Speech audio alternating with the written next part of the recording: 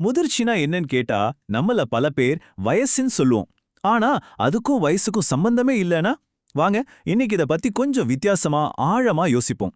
நீங்க முதிர்ச்சிய பாக்குற கண்ணோட்டமே மாறப்போகுது பாருங்க. இந்த வார்த்தையை நம்ம எல்லாரும் கேட்டிருப்போம் இல்லையா? ஒவ்வொருத்தரும் ஒவ்வொரு வயசுல மெச்சூர் ஆவாங்கப்பா. இது சும்மா ஒரு பழமொழி மாதிரி தோணலாம், ஆனா இதுக்கு பின்னாடி ஒரு பெரிய தத்துவம் இருக்கு. வாழ்க்கைங்கிறது ஒரு ஓட்டப்பந்தயம் கிடையாது. ஒவ்வொருத்தருக்கும் அவங்கவங்க பாதை, அவங்கவங்க டைம்லைன். அவசரப்பட அவசியமே இல்ல. அப்படின்னா முதிர்ச்சின்னா நிஜத்துல என்ன? அது உங்க பர்த்டே கேக்ல இருக்கிற மெழுகுவத்திங்களோட எண்ணிக்கை கிடையவே கிடையாது. அது உங்களுடைய விழிப்புணர்வு. இந்த உலகத்தை நீங்க எப்படி பாக்குறீங்கங்கிற உங்க பார்வை.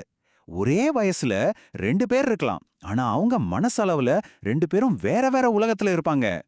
சரி, அப்போ இந்த மனப்பக்குவம் எப்படி வருது? அதுக்கு மூணே படிகள் தான். ஒன்னு, உங்களுடைய அனுபவங்கள், நீங்க வாழ்க்கையில சந்திச்ச விஷயங்கள். ரெண்டாவது, அந்த அனுபவங்கள்ல இருந்து நீங்க என்ன புரிஞ்சுக்கிட்டீங்க. மூணாவது, இதுதான் ரொம்ப முக்கியம், அந்த புரிதலை எவ்வளோ ஆழமா உங்க மனசுக்குள்ள கொண்டு போயிருக்கீங்க.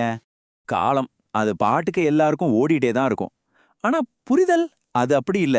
அது எல்லாருக்கும் வராது. வாழ்க்கையில நமக்கு கிடைக்கிற வெற்றி, தோல்வி, சந்தோஷம், வலி எதுவுமே தானா நமக்கு ஞானத்தை கொடுத்துடாது. அந்த அனுபவத்தை நாம எப்படி பார்க்கறோம், அதுலேருந்து என்ன கத்துக்கிறோங்கிறது தான் விஷயமே. இப்போ ஒரு நிமிஷம் யோசிச்சு பாருங்களேன். ஒரே மாதிரியான ஒரு கஷ்டம் ரெண்டு பேருக்கு வருது. அதுல ஒருத்தர் அந்த கஷ்டத்துல இருந்து இன்னும் வலிமையா வெளியே வராரு.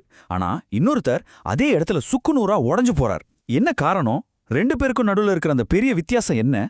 பதில் ரொம்ப சிம்பிள், ஆனா ரொம்ப பவர்ஃபுல். அதுக்கு பேர் தான் உணர்வான செயலாக்கம்.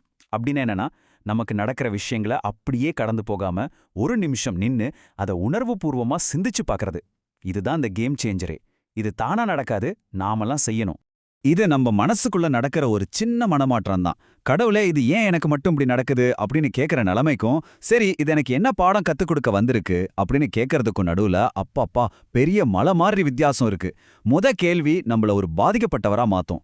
ரெண்டாவது கேள்வி நம்மள ஒரு மாணவனா மாத்தும். அந்த மாணவனாகிற இடத்துல தான் முதிர்ச்சி பிறக்குது. ஓகே, இதெல்லாம் சரிதான்.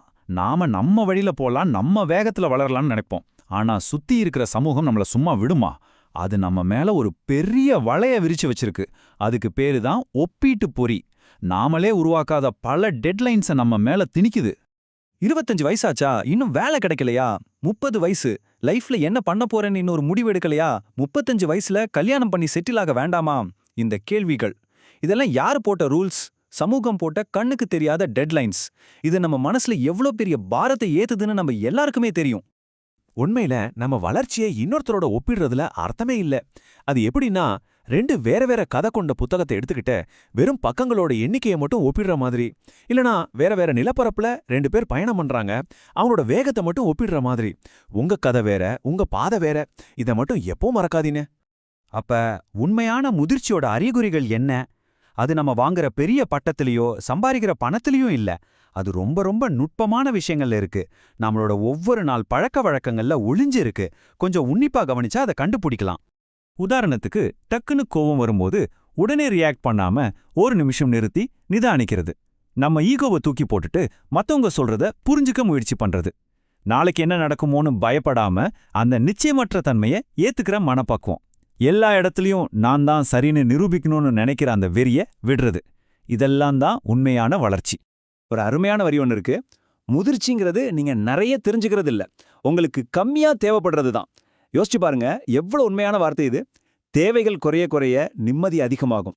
சரி, கடைசியா நாம புரிஞ்சுக்க வேண்டிய ஒரு முக்கியமான விஷயம், முதிர்ச்சிங்கிறது ஒரு டெஸ்டினேஷன் இல்ல, நாம போய் சேர வேண்டிய ஒரு இடம் கிடையாது. இது ஒரு பயணம், முடிவே இல்லாத ஒரு பயணம். இது ஒரு வாழ்க்கை முறை. நம்மளோட விழிப்புணர்வு கொஞ்சம் கொஞ்சமா மெதுவா விரிவடைஞ்சிட்டே போறதுதான் முதிர்ச்சி. இதுல நான் சீக்கிரம் மெச்சூர் ஆயிட்டேன், அவன் இன்னும் மெச்சூர் ஆகல அப்படின்னு சொல்றதுக்கெல்லாம் வேலையே இல்ல. சீக்கிரமா வர்றதும் பெருமை இல்ல, தாமதமா வர்றதும் குறையில்ல. ஒவ்வொருத்தரோட பயணமும் அவங்களுக்கு சரியானது. கடைசியா, முதிர்ச்சிக்கு ஒரு அழகான கவித்துவமான விளக்கம். முதிர்ச்சி என்பது வேறொன்றுமில்லை, உங்களுடைய மனதின் தூண்டுதலுக்கும் உங்களுடைய செயலுக்கும் இடையிலான தூரம் கொஞ்சம் கொஞ்சமாக அகலமாகிக் கொண்டே போவதுதான். அப்பப்பா, எவ்வளவு ஆழமான கருத்து! இப்போ இந்த கேள்வி உங்களுக்கு மட்டும்தான். உங்க மனசுல தோன்ற அந்த ஒரு நொடி தூண்டுதலுக்கும் நீங்க செய்யற செயலுக்கும் நடுவுல அந்த தூரம் உங்களுக்கு எவ்வளோ அகலமா இருக்கு? அந்த தூரத்தை இன்னும் கொஞ்சம் அதிகப்படுத்த நீங்க என்ன செய்ய போறீங்க? கொஞ்சம் யோசிச்சு பாருங்க.